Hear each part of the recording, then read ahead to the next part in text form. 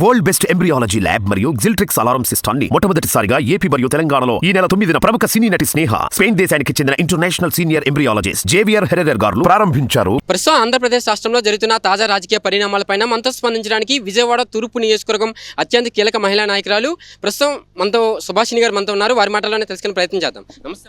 నమస్తే. చెప్పండి, ఈరోజు జగన్మోహన్ రెడ్డి గారి పుట్టిన సందర్భంగా రాష్ట్ర వ్యాప్తంగా ప్రపంచవ్యాప్తంగా సేవా కార్యక్రమాలు చేస్తున్నారు. ఈరోజు ఏం చెప్తారు రాష్ట్ర ముఖ్యమంత్రి గారు? మరి ముఖ్యంగా మా జననేతకు జన్మదిన శుభాకాంక్షలు తెలియజేసుకుంటా ఉన్నాను విజయవాడ తూర్పు నియోజకవర్గం నుంచి.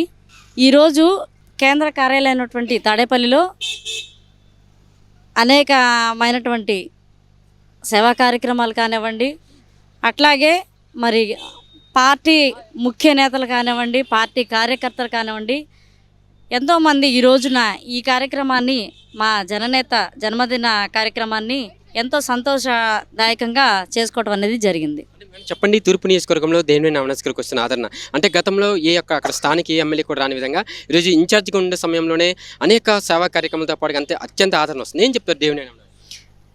దేవినేని అవినాష్ ఈ పేరు వింటేనే రాష్ట్రంలో ఎవరికి కూడా చిన్నపిల్లలతో సహా అందరికీ కూడా తెలిసినటువంటి వ్యక్తి దేవినేని అవినాష్. ఈ రోజున మా తూర్పు నియోజకవర్గంలో అభివృద్ధి కానివ్వండి, సంక్షేమం పథకాలు కానివ్వండి, ప్రజలు ఏదైనా కష్టం ఉంది అంటే గుర్తొచ్చే ఇల్లు మొట్టమొదటిగా గుణదల్లో ఉన్నటువంటి దేవినేని అవినాష్ గారి ఇల్లు. ఈ రోజున ప్రతి సంక్షేమ కార్యక్రమాల్లో కూడాను, ప్రతి అభివృద్ధి కూడాను ఆయన అడుగు జాడల్లో మేమందరం కూడా కలిసి పనిచేయడం మాకెంతో సంతోషంగా ఉంది. ఈ కొండ ప్రాంతం ఎక్కువగా చూసుకుంటే మాది తూర్పు నియోజకవర్గం ఎక్కువ శాతం ఉన్నది కొండ ప్రాంతం. ఆ కొండ ప్రాంతంలో ఈరోజు అభివృద్ధి అనేది ఎక్కడా కూడాను ప్రజలు అసంతృప్తి అనేది లేకుండా సంతోషంగా ఆయన గడప గడపకు తిరుగుతూ ఉంటే కూడాను ఎంతో సంతోషంగా ఆయన్ని అందరూ స్వాగతిస్తూ ఉన్నారు, హారతలతో స్వాగతిస్తూ ఉన్నారు, సంతోషంగా ఉన్నారు. ఇప్పుడు ఇన్ఛార్జిగా ఉంటేనే ఇన్ని చేస్తున్నటువంటి దేవినేని అవినాష్ గారికి మేము ఒకటే అడుగుతూ ఉన్నాం, రాబోయే రోజుల్లో మా తూర్పు నియోజకవర్గ ప్రజలందరినీ నేను ఒకటే అడుగుతూ ఉన్నాను, రాబోయే రోజుల్లో ఆయన్ని కనుక మనం ఎమ్మెల్యేగా గెలిపించుకుంటే అనేకమైనటువంటి సంక్షేమ పథకాలే కానివ్వండి, అభివృద్ధి కానివ్వండి, ఉరుకులు పరుగులు పెట్టించి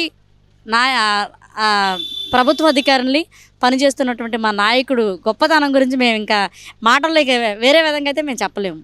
లోకేష్ ఎమ్మెల్యేగా ఊహించుకుంటున్నాం, ఆయనే ఎమ్మెల్యే ఖచ్చితంగా అంతే. లోకేష్ శివగల ముగింపు సభలో పవన్ కళ్యాణ్ కానీ లోకేష్ చంద్రబాబు చేసిన వ్యాఖ్యలు పెద్ద చర్చకు దారితీస్తున్నాయి. పవన్ కళ్యాణ్ మాట్లాడుతూ చాలామంది మహిళలు మిస్ అయిపోతున్నారు.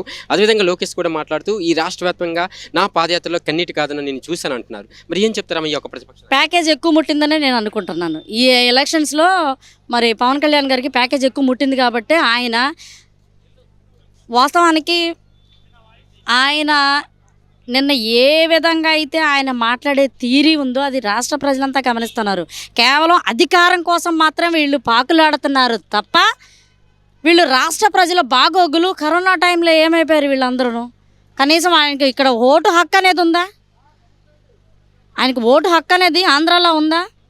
తెలంగాణలో బర్రెలక్కకి వచ్చినన్ని కూడా ఈయనకి రాలేదు. సిగ్గుండాల ఈయనకి.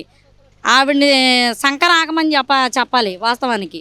ఎందుకంటే ఆవిడ కాస్తో కూస్తో ఓట్లు సంపాదించుకుంది. కనీసం ఇక్కడ డిపాజిట్లు కూడా రానట్టు, అసలు డిపాజిటే కాదు ఏకంగా జీరోకి వెళ్ళిపోయింది. అది ఆయన అర్థం చేసుకోకుండా ఇష్టం వచ్చినట్టు ప్రేలాపనలు పడటం. ఈ రోజున జగన్మోహన్ రెడ్డి గారి ప్రభుత్వంలో ప్రజలంతా కూడాను సంక్షేమ పథకాలతో కానివ్వండి, అభివృద్ధి కానివ్వండి, ప్రజలు అంతా కూడాను ఆయనే కావాలి, జగన్మోహన్ రెడ్డి గారినే మళ్ళీ సీఎంగా చేసుకోవాలనే మంచి ఆలోచనతో ఉంటే వీళ్ళు వచ్చి పేదలు, కేవలం పేదలైనటువంటి బడుగు బలహీన వర్గాలైనటువంటి ఎస్సీ ఎస్టీ బీసీ మైనార్టీలు అంతా కూడాను ఈరోజు సంతోషంగా ఉన్నారు ఆయన ఇస్తున్నటువంటి సంక్షేమ పథకాలు తీసుకుని.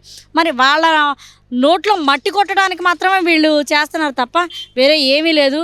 రాబోయే రోజుల్లో అటు చంద్రబాబు నాయుడు గారికి కానివ్వండి, ఆయన నమ్ముకున్న దత్తపుత్రుడు ఇప్పుడు ప్యాకేజీ ఎక్కువ ముట్టిన ఆయనకు కానివ్వండి, ఖచ్చితంగా డిపాజిట్లే రాకుండా కనీసం వాళ్ళ స్థానాల్లో కూడా వాళ్ళు గెలవకుండా పోతారు. ఇది మాత్రం జరిగే సత్యం అని చెప్పి నేను తెలియజేసుకుంటాను. చెప్పండి, 24 ఎన్నికల్లో దేవినేని అవినాష్ గారి యొక్క విజయంలో మీ పాత్ర ఎలా ఉండబోతుంది? మహిళా అధ్యక్షురాలుగా ఉన్నారు తూర్పు నియోజకవర్గంలో. మహిళలందరికీ కూడా ఎటువంటి మీరు ఆశీర్వాదం కోరుకుంటున్నారు? నేను తూర్పు నియోజకవర్గంలో ఉన్న ప్రతి మహిళకు ఒకటే చెప్తా ఉన్నాను, దేవినేని అవినాష్ గారిని గెలిపించుకోవడం కోసం ప్రతిరోజు మేము సైతం మహిళలం అందరం కూడాను ఆయనతో పాటు పాదయాత్రల ద్వారా ఇంటింటికి వెళ్ళి సంక్షేమ పథకాల గురించి కానివ్వండి, రాష్ట్రంలో జరుగుతున్న ప్రతి పరిణామాన్ని కూడాను మేము ప్రజలకు తెలియజేస్తూ ఉన్నాము. ఖచ్చితంగా 2024 దేవినేని అవినాష్ గారిని ఖచ్చితంగా ఎమ్మెల్యేగా మేము గెలిపించుకుంటామని చెప్పి తెలియజేసుకుంటా ఉన్నాను.